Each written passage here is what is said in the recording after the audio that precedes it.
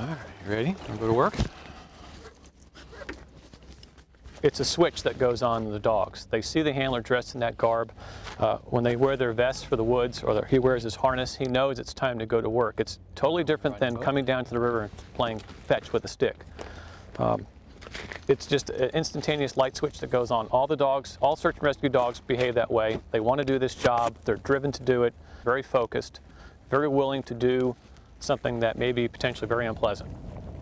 This is the one game that they give up everything for. It's the one activity that they stop and they want to do because they love doing it and to please the handler. Jazz is almost 7. And Quincy is the same. We both got our dogs and started training from about 6 weeks old. The dogs are typically the sporting herding breeds.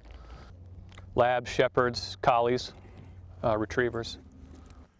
We have a running joke in the group of the floppy-eared dogs versus the pointy-eared dogs, and it's nothing but just in joking.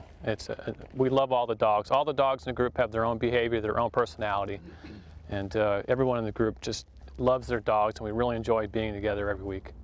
The average handler takes roughly 24 months to become certified in one discipline in Virginia. So every week, we try to train to every conceivable search mission that could happen.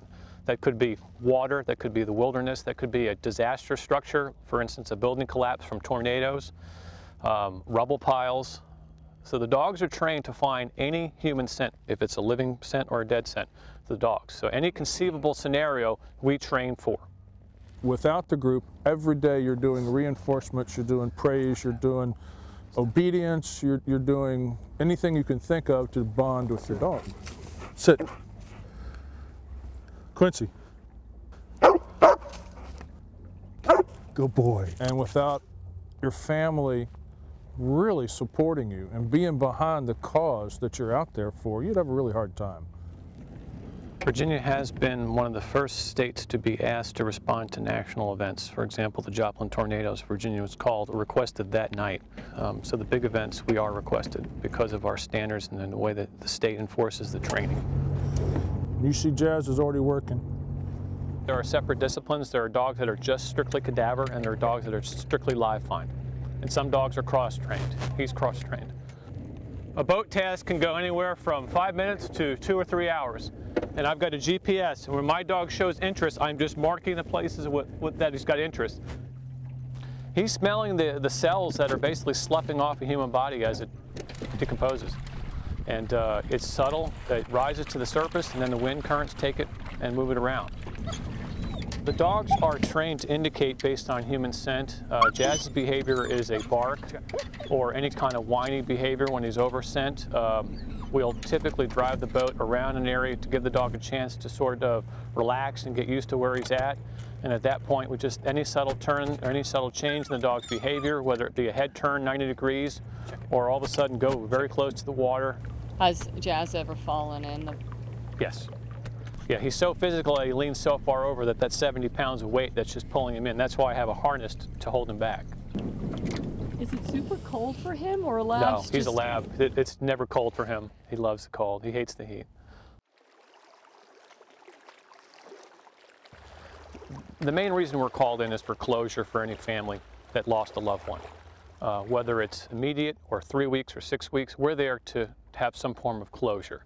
Virginia's got a great program for search and rescue, and we're here just to execute that plan. The outcome is often not very pleasant. They call it the invisible leash. I mean, the dogs don't perceive sadness like we do. So whatever they're doing, they're interpreting the handler's behaviors. So during trainings, we have to make it as positive as we can be for the dogs. Good boy, good job, good job. These dogs are our partners, and we're equal. The handler would be nothing without the dog. The dogs do the majority of the work. The handlers are there to interpret the dog's behavior and then report back to those that are running the search mission. And what do you do to reward him once he finds something? It's food and love and lots of praise. Nobody in our group has ever had anything to do with negative reinforcement for the dogs. Everything these dogs have ever been through has been positive reinforcement.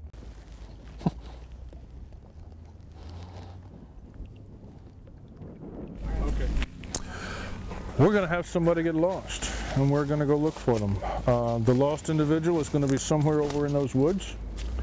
This will simulate finding an individual lost in the woods. If the dog just follows where we walked, he's just going to run with his nose down and be just a tracking dog. It's kind of dull. Whereas if he comes in from there, he's going to smell your scent this way. And the subject acts like a statue. You're just there. You ready to go to work? You ready to go to work? You ready? You ready? Go find her! When an air scent dog works a task, he is given a command to go find. And we are looking in a general area, usually 30 to 100 acres, for an individual that's lost. We don't always have the luxury of having a scent article, a piece of clothing or something like that. So that's not how we train our dogs. Our air scent dogs, it's called non-discriminating air scent dog. And what that means is he's going to find a human regardless. Most dogs will find somebody, but after he finds them, the hard part is he has to come back and tell me that he found you. Oh yeah, good boy, show me.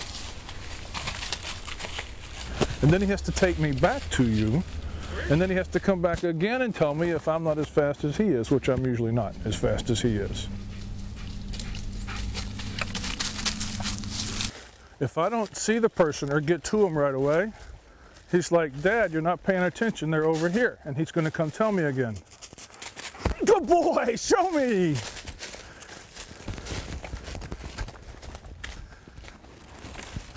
What you got? What you got? What you got? That's a good boy. Show me, show me.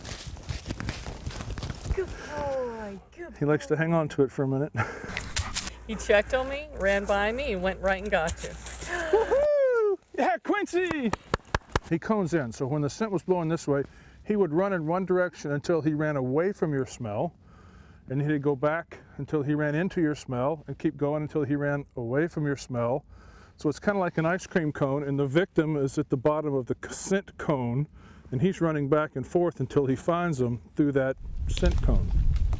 I have about a 99% assurance that when I tell him to go find somebody, he's going to do it. And if we don't find somebody in that area, that doesn't mean we give up. That means we bring in another dog and confirm his lack of finding someone. Some of the searches take days and days and days, and some of the searches are just one day. The ones that take multiple days, I mean, I've had nights where I sleep under the truck with the dog Quincy, up. and get up and go the next morning. Why are you doing this? Why are you giving up so much of your time? I'm not real sure, other than I am driven to do it. You know, the time aspect is a lot. The financial aspect is a lot. But it is rewarding. I mean, there are selfish reasons too. I mean, it feels good to find a kid in the woods. There's nothing like that. It feels good to train with friends. There's nothing like that.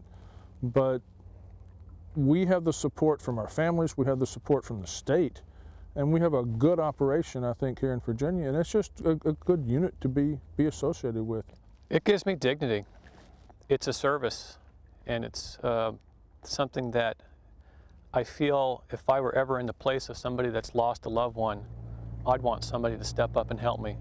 Total strangers come out at 2 o'clock in the morning to help you out, and you're working with such a beautiful animal that's got this ability that you've helped develop, and it's just an amazing thing to see happen.